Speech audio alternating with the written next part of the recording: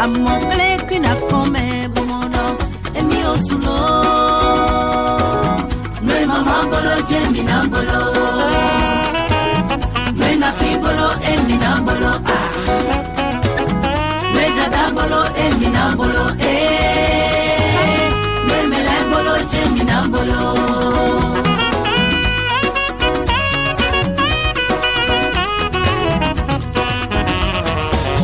Azamaya tone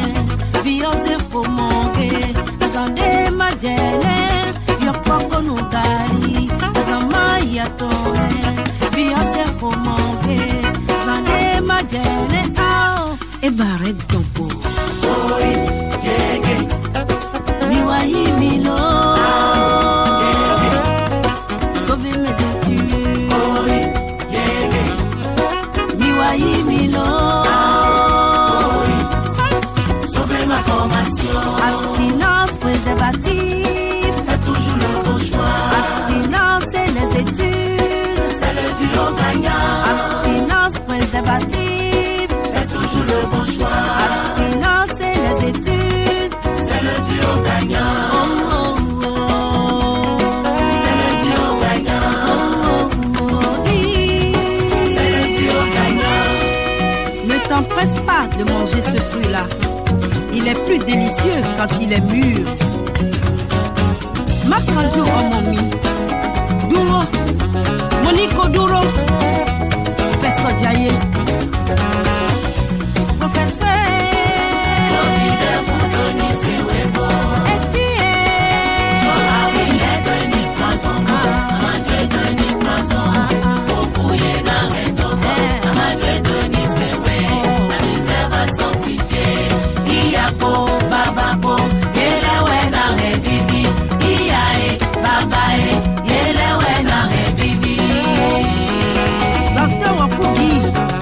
Et tu PDG Fire Force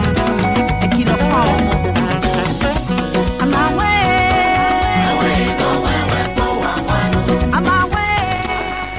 Tout le monde tourne mais de bon mima gandia ni kodo bejino na kura tout mi ton oboto opoto la udon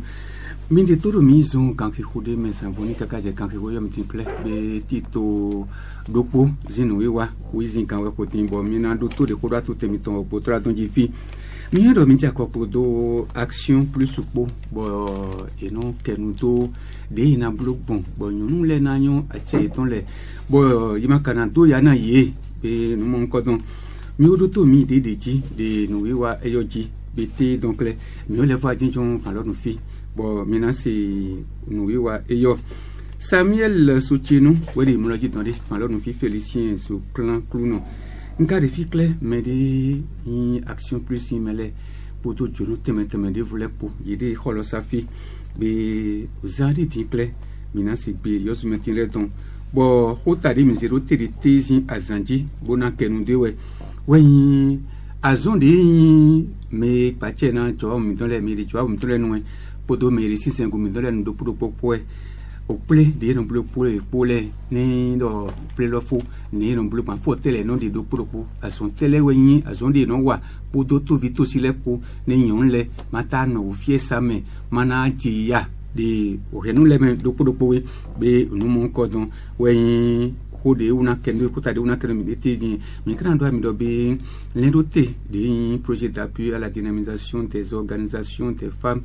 et des enfants bodi to pon la adjombo nous temps pour mais oui dit bon bodi nous mon cordon bleu bon tito de voix et leadership des femmes les humains et de Ali Enedika mais Canada na mi dobe centre de promotion sociale gona mojan yemo akologo affaire mondiale Canada donc bodi azon wanane ne pon ali mon kodonji de bénéfices os femmes ouais do nous mon kodonji aliji bo de na blogbon bo nyon le na nyon sen de nyeton le bo kana nyon do mi do achele bo ya eton e na do nou be wisi kan ho ide bo sam action plus do de ajom fie et de kan ho do mon kodon de ajom bonu poto o dangbopo de we men kame bi de akon poto mon kodon de e na wezon bo mi azi kan ki ho dopo yo de bona kenuto onu mon kodon ou de ko do to temiton o botra ton jifi na do na monjino toje bon et na se kan sinozi pe do ga pede bon mina jo mina le kwa kholosa to kotombo bo be college amongole kwina fome bomono emi osulo no mama bolo jemi na bolo no na fibolo emi na bolo ndami no semel so ti nwere mure ton divan lo no fifi elisi so kan ko no jo no ti le mi kwa bode kwa safi mi wa ganjia mboko do ali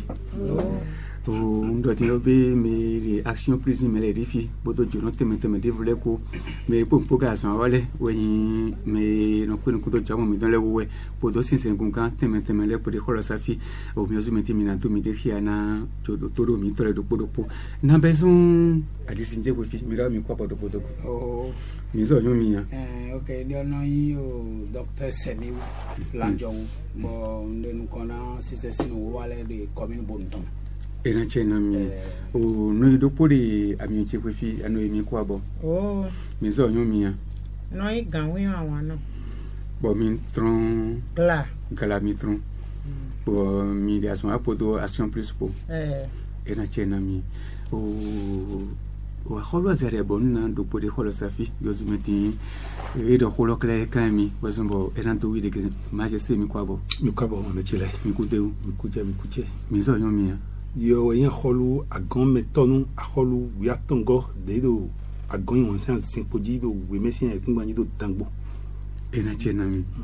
trumito ndamindo sinsin kungante mentemele akholu le kodo o jaw mi danse mele po de khosafi action prise malheureusement de khosafi na besoin fi ano imi kwa bo mi gandia mi jona yomi eno yo Chafa Christelle ni assistance sociale au centre Vion o no ilo pour apa no fi yo no ilo mi do Merdis sou bon animatrice do ONG Action Plus ne mi ga do ONG Action Plus que quand elle mi no ko de we ne be fne no o Action Plus edo asiken tondo wida o kala ze centre do podo tedo ajon fi be no yo do centre Vion bo centre Vion eno yi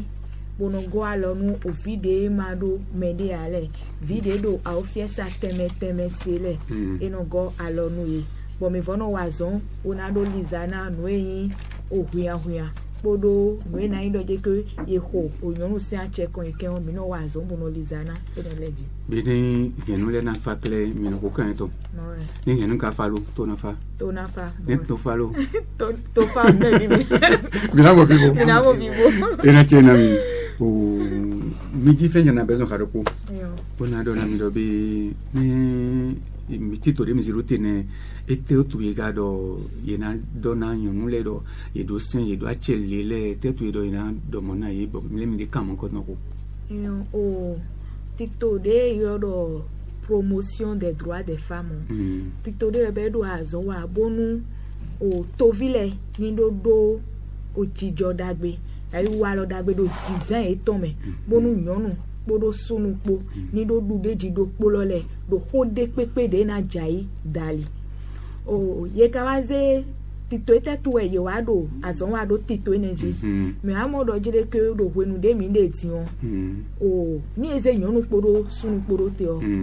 nyonu supo no si a ofiesa ta nyole no si a ofiesa hu gan sunle nyole ka level no bro violence do ji e ton hu gan sunle town no do zingidi po ye parlo palvo town bon ndo mi tout à l'heure de mi do sorte de ben centre Vion ka de mi no ile ka ne le esupo bon ONG supo ka do azon wa do côté ali energy but statistique locale voir le do je que nyon le o ye do violence me town e we zon bon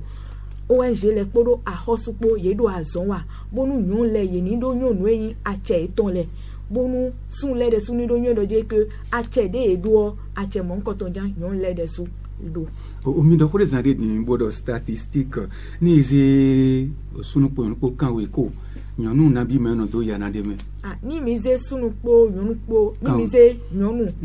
kan we ko na bi ero ya jide me mi na gbe mo nyonu gba ton bo ero ya jide me ne de mon club be nyonu susu ma o ya jine ma kan we ko lo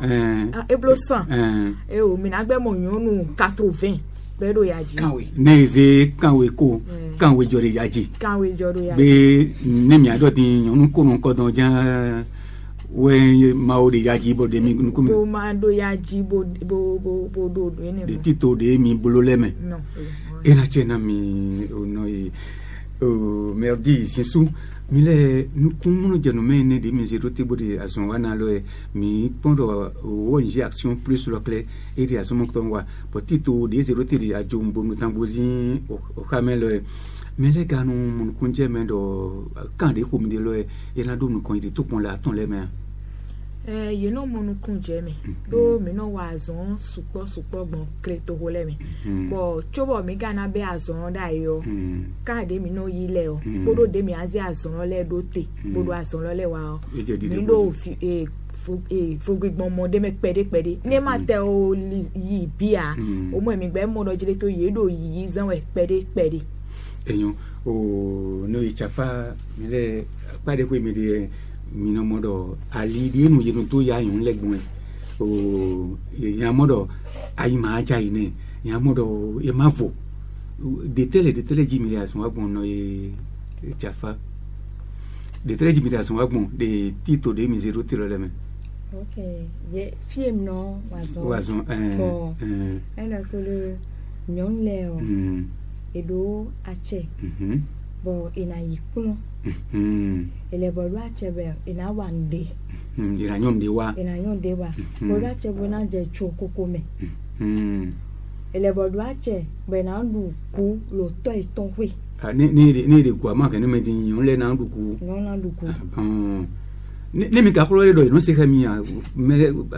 ke no le no se khamia e no se khamia be de yin yon din bo je fide din bo babaji wa ne din kavi no ti wa ne din na okun ku poto no vi ti le po le ko le ina wen wa me ina tun ko a nyon le su do ache bona nduku ye su le su do ache bon mo e nyon le su do ache bon ne eyon apare vole ko di bo mi dia son wa de dia no chafa evo be ne mi pondi ye na jejuru ko bona pon bona nyon nui bo aina jaina ye ne le kle mi le kan no ko ga mi lo kan to eyon ena chena mi o minatron o apene kwi bo na cambio o miraco semiu mi la kun kan da ko po mi de bon kam flen ni mi bloquer poto action plus simile po boy tron flen godo a fotele mi no ade poto to fito sile po no titan dio njora dogbe action plus simile town do yeze nuyo edo mo etome bo le tito to no etome mi o yon azon de lebo wada yi amon ko de wa bloquer la mi on ke ron le avota don lo jinami na do mi de do mi le ma mon kunje mi ma mon to na ho de ko lo ti be se wa bo mi ya mo do na kanji mo ko na bo da zo wa kanji amo wende action plus me le wa se mi bi ple ye so ze me de do fwa ye se ba kun de tala no le si no le awa kun vi le na ko le bo ile pla même ko me vide le wa bo ye njonjoja bo problem de no do alo pa bo mi no pon pe ne gbe eyin nu yon da hode bo de mi ka goson fine me no kro po abi azon eton me bon di o de fidien ye ko no ganda ko de re glo chile wa se iple wa do gbe na le de mi yi lo wa do gbe ton na bo alo pade de kro na toju yon le bo na do sensibilisation wa inda ho pe no gbe mi taso gan deji le na wa zon po yon le po bon bo yon le na ton a che eton bo e ma na gbon ye ji yon mi ton le kanfran de Africa gbeji o no ya o tafo ye jidi fidele tin bo o senete di o yi to me de America le yon plawe je policier gondo ke gba to menami o gamenya yi karo ko aso ja ku ya bo de mi gonfio Clestien lo manyo weson bo sun le no zinti yon le di mo de mi gonfio a moi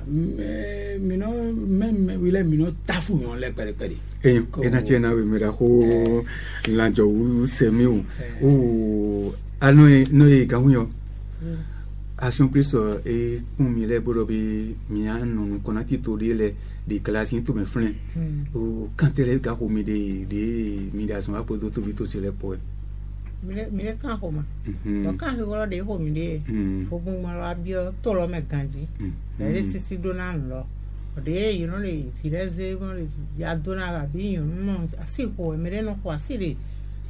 sara me mi dona le jo de so asi ho de e ma zo ke ko na bi ko de do mi de le sisi do ko na mi de ma sisi de ne ga siro no jinde ji do de no jinde to le beta do ko de le ga de ma ga de wai bon ne ma si voilà voyez bon to li veto de ko ne mi no bloquement pour yepo mi no se ko yi bono na yi pon mo ze ayi ha ta mo se to nti non et la tienne mi no e ganguyo o majesté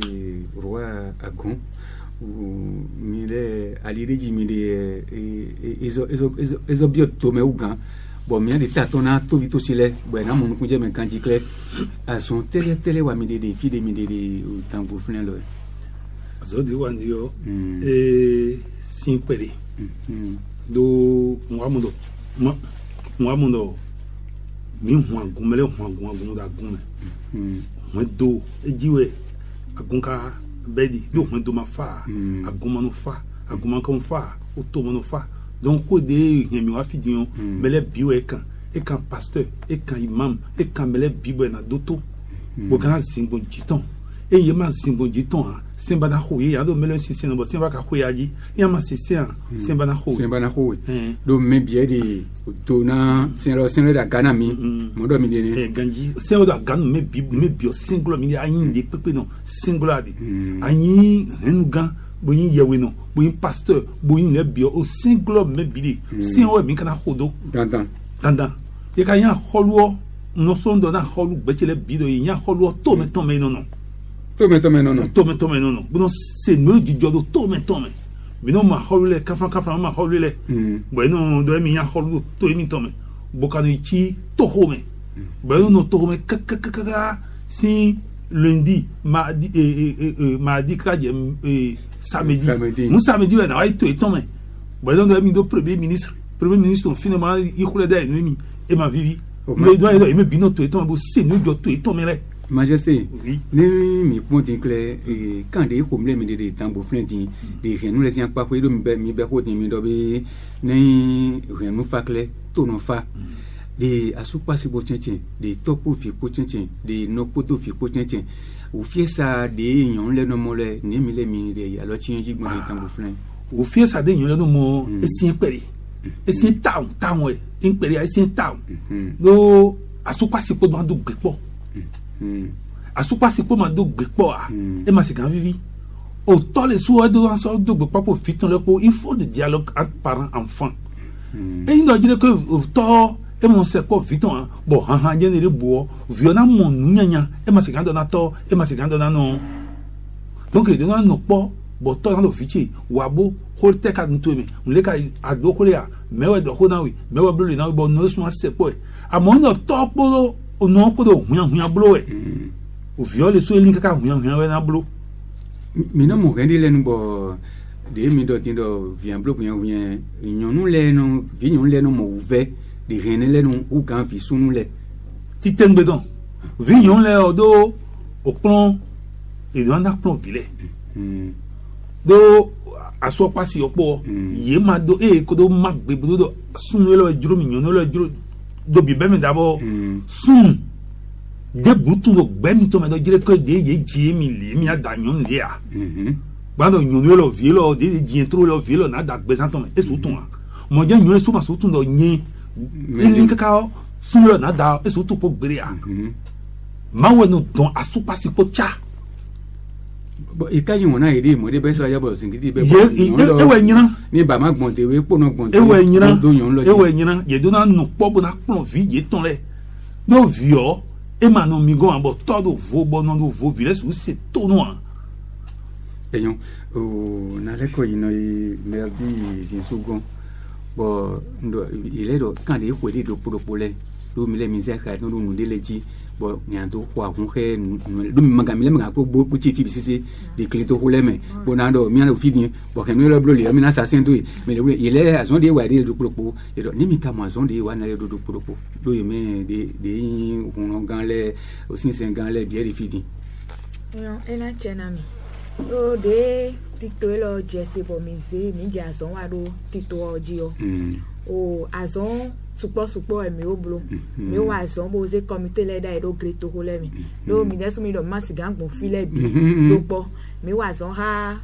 professeur le bo azon ha artisan le bo ka le bo wa azon ha onyonu de nukunde jile do greto ko le mi mo mi ka le bo aze azan aton do te bo do akple mais non pe nukundo jo wa mo mi ton le bo do 650 le po bo le vo awazo de jibo mi ani ta me pondo etele we ka sigan blobo nu mon koton le de yindo je ke ya dona yonu be na ko yon 65 ike etele mi sigan blobo no le bi na alizana bo me ro po ze ko bo do amo de mi ka wazo ene godo me amo do jile ke do o kodo po me ne yi o wale si côté ya o 50 le si côté o ye do azon wa do ni si c'est dans les côtés amisa wenu ye no do honu agunvile bono plan nu ye no sensibilisation ye no don ai haeton doté wala si côté ye de wa do ho tout à l'heure dino ye que ai wa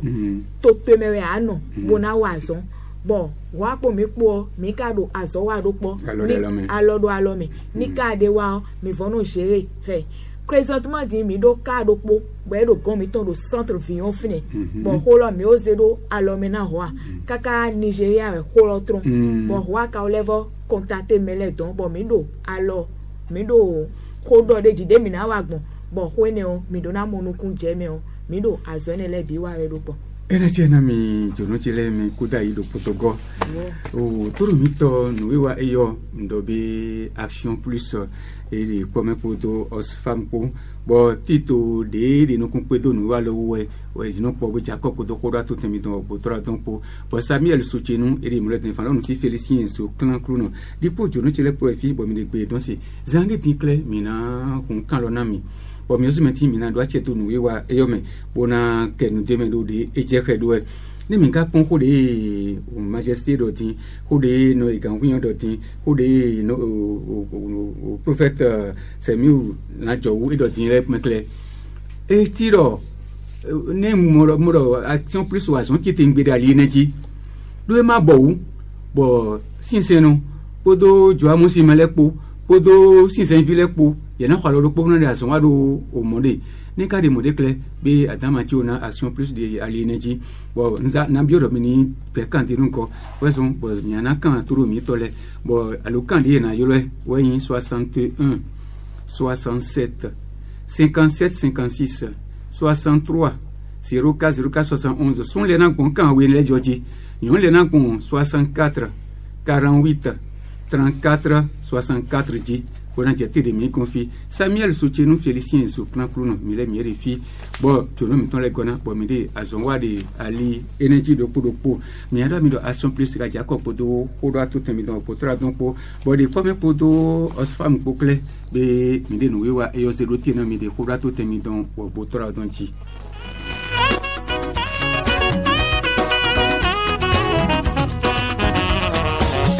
azamaya tone biose fomoge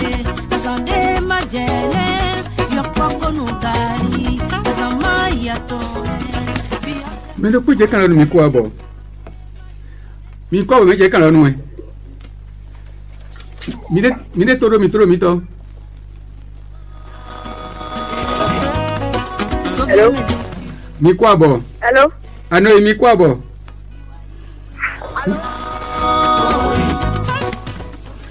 mi ko me je kan lo nu e hello mosa mi ganjia fo kan di lo sagbo segbe so azorise sagbo segbe yon igando mi ko mi ku do ho Yesu na ja me su do eyon merci era chena mi ra ko sagbo segbe yon so azorise me le fo je sagbo godo mi ko abo bonsoir Comme dans tout mito. Ok, Sévérin. Mais c'est quoi qui te fait là? Beaucoup d'autres mais. Nadando media basa trevado. Eric Beyami. Kudo Oh. Kudo nuena ma. Patakin dando ahol de ya basa. Dema ya iba ahol ko tambare nuena tomo. Mi modo action plus ya san wae. Do ta.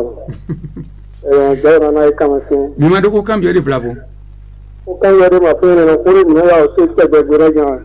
Enyo. Ena chena mi. Tombo bobe collegi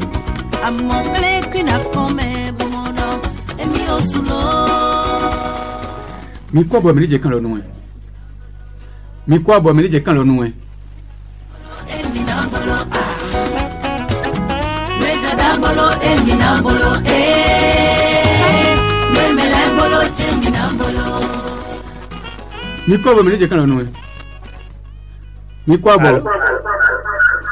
Allô? Nde todo mi. Non dans sous Pierre. Dans sous Pierre. Zon mi sirete. Mede mi sirete fina lelo. Il faut gagner. Au cambio il est là. Il a to be kan ko ji. Me kan il y a encore donné. Nyonu de yon do yan ko na de kan we ko ji. Sur quelle base si t'es là pour moi si mon cousin et yon zande di na pour ndo mi do ah oui toi bien je vais dire to ka ko jiro na bi rise et de quoi ka viejeji et de quoi viejeji et yon era chena we dasu piezo misrete.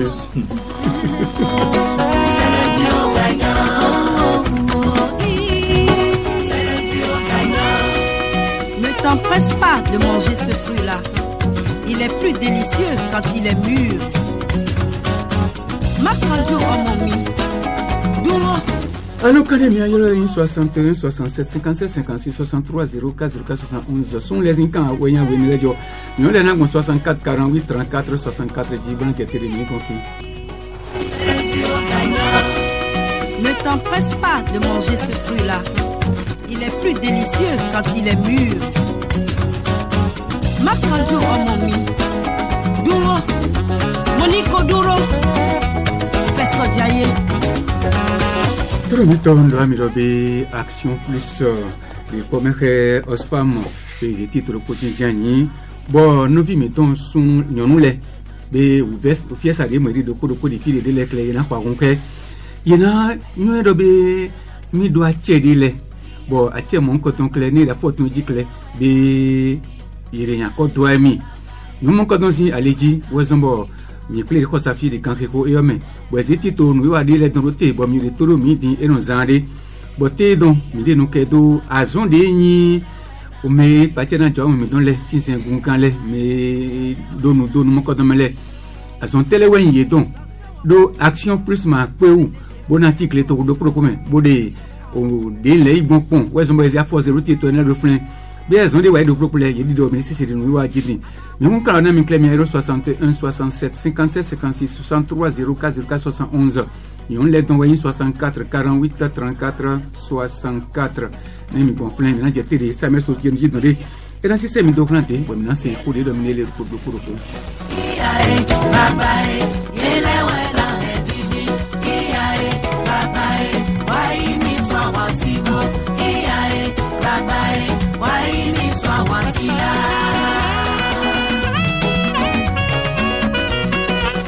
Samuel soutient nous quand le coup de paix en tout le mitole mais gana leko akolo sa we bonayi no e sisu merdigon et robe mi robe de kan we ko jikle mais nyonu kan we me de offier samon de mi confier et hero tito tem zerote boto modo ide moaji na chena mi bo mi do gbedo me da ho mi ton dans sous pièce misrité mi do tout à l'heure dit mi do dire que Action plus do centre do podo adjon. Et do devo do ton tu vas do quand do azika ton do wida. Bon centre de do adjon file o e non wazon do bono goalona o fide ma do a ofie samele yon de do a ofie samele. Bon mi ka levo no yika ume. Donc statistique de mi do tout à l'heure ti on. E basé do cas de mi no ileji. No mu de no wa gomi ton cas de mi no traité le. Ji sun le de sun no wa gomi ton mo. Bonne wa kote no do. No wa bono ado. Asi eton le huyan ni do je asi mi don ko mi. Asi e o. Asi o ma se to kabi ni do je ko gbede do 30 menu ye ne le bi ye no wa bono ado ga. Do mi gaze ka ene le bido te o boblo statistique ton me mo do dire que nyon le ton et tout fla donc énergie mi basé de bodo do dire que des nyon kan we ko do te o e na gbe mo kan we bon e do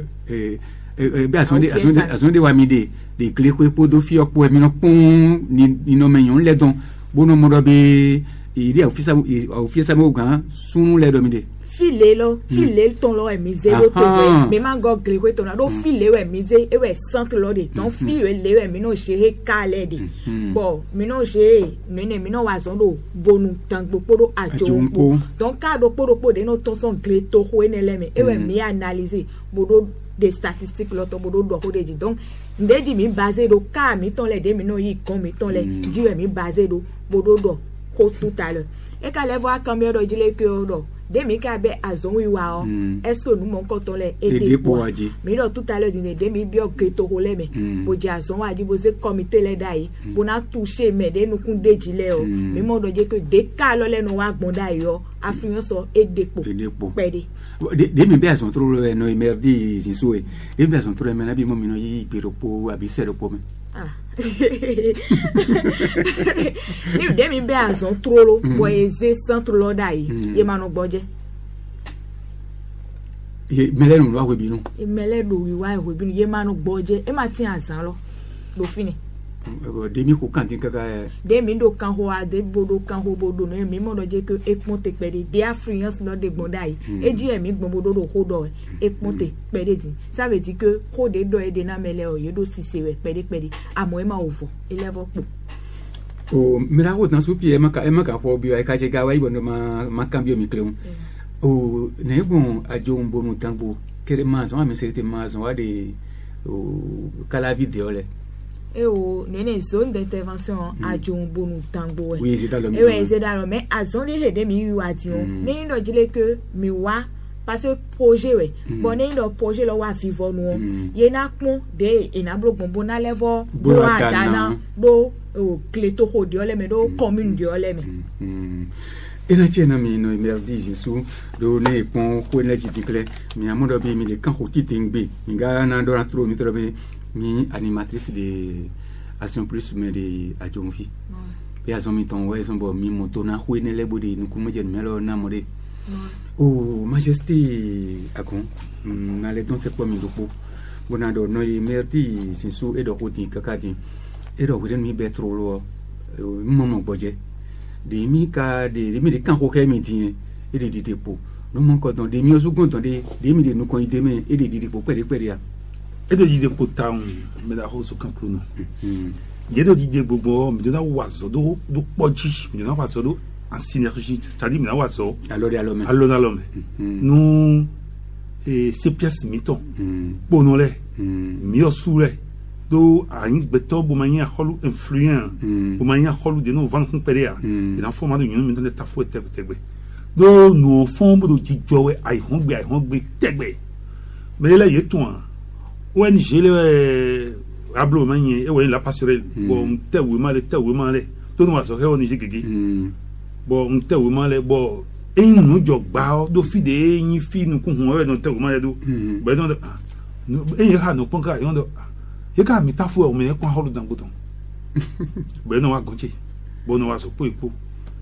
dion yetun do dangbo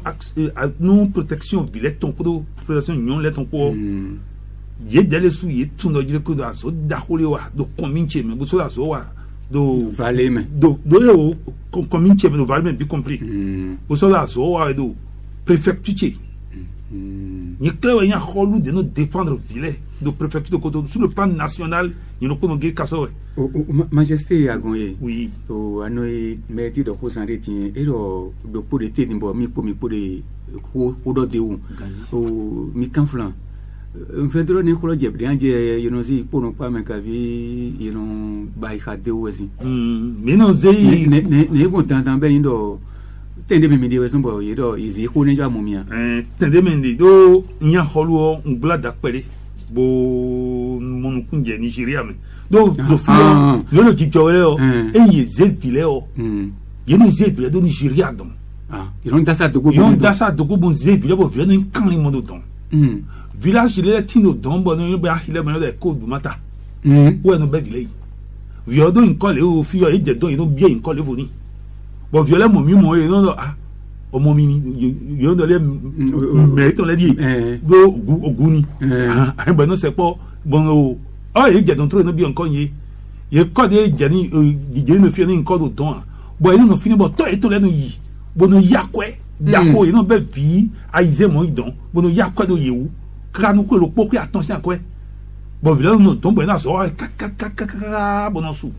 e do to fi bo ka ne be wa no mi bo de la passerelle. Bon, et numéro, et nous entendions, to mi inauguré numéro, n'y soit noté, inauguré numéro. Et on nous en mais les coups dans yolo ni de vous fier ça mais. Ah, yolo, un do kono gagne ko oui, attends, à enfant le poids. Nous on a mis à l'ocane là. À l'ocane numéro 138. Et nous mi veille le numéro 138 ou trop rolio. Il a no trop bon y bande avec était je pas ko bon nous dit ouais ando bi. Bon trop léo yena sonu ha bona yiro pono de do fiole bona do no pon le do jiri ke yini do ma wa so pono le ko do po a do mi de ma do tune mi de ma so wuri me amo pono de tun le ko mi konda ye do mai pono bo de mo e kon si ko kon ko mi ga otime di mi mo kun jeme o alukan di mi do ne mi ran yiro 138 lo di o gbede o yan yiro MTN kai move a yiro nu debu move ya MTN we ana san flan lo po a era chenami o mirako semi o lanjo de sinsengunzi an kwa kwe mile bonu minde mete ganyo bonu kanji enyo do be bonu mali do awon de me de majese di document non kodon o ali mo kodon ji mile mino mo vere bon visé to godo mo de ya sa bi mo vere su poso de me ele mo de dia bonu ton blem we o amara bonu wo gozon bon tro a ofleje ya jawre o fleje po be ku trolo o ka ofleje woni ho sikidi o be donc ne ye monen lo wa ne pere de o po blem awon meja no ile ba pon se bi o po amo ho de action prise kan wa lozon bo mi de pe doctora me gege bo mo ko mo je me support de tintin ne ko mo ko ton te wo tintin you know se amomi mo mi no jija ipo bo no do alo yan lo me bo mo ko mo je me no ti do vide ya won le yen e ma do retreat vide awon yi o ri mi yan ba de ko do poko me le o ya won bo mi yan le bi papata zero ja me bi no go e te no fa be na gba horota amo vide no fiti o kuwe o ya so me des actions prises de bibiodo oui à somme beaucoup à donc ka bodo atelier ton vienele iwe de dokuno inde gbeti on mi def pon bo di dona mejito mejino le do mi so dede bone mi ablo lo ne je kungbe wo je gangbe me da ko se mi wona jo we be ma yin no to yeze centre so na jenjen do da me ogun hosma mo mo sans soin de waje da me ogun amoro yon vi mi non de no le oui c'est clé bon il a son plan fini ya ganvier juro ba da o voato de ya da blo de ya fa fez na ya de ya ndende ya bo ye azon le bi wa lo yan lo me un mi le bi bio to vile bi do no ko ne bio azon lo me bo ne mi ase mi de legbe bonne to na ino kom et notre mito be a fondé au centre action plus de défis oui il est nous comment dire me ga do mi de pomme poto os femme ko yiri aso mo ko don wa de o mi confi bon mele ya to mo vivo de present to me nous oui wa yo clé de do point mi e ja ko poto ko ra to tem do poto ra don ko bon mi de nous wa lo blodi fidi Samuel Sotier nous aimerait donner bon féliciter ce clan pour on dirait au fan là nous fi jono chile mi se be don do propos di na ho no e merdi sinsu bonado ni dia fo mon ko no le kakakle be mi ozumeti mi modiro me yo le dalo gona mi bo mi di no kon yi dori azonlo mi do me di le vlavo bonado to klembo mi a chetiri holo safia eyo ena chena mi o azon de wa mi de lo le o azon osfam ezedote bo mi do azon wa donc mi do gbe ton doni we mi kan le wa do gbe na mairie ajo bonu ko do tangbopo do e do alo gona mi trala Bukalevoro Bedona CPS commune à ton les bitons. Loena Chenai. Accordé mi jero pobodo azonwa ena yinukon. Trala. Monga dogbena o aholo miton de do fi podo 650 ati mama miton. Loena Chenai do azon de wa mitero po ena levo yinukon bo. Tobile na seton bona blodeji. Bonne no America jona wa centre vision de Adjonvini le 41 aussi. Ena yane do e ganja bu dali bu vlavode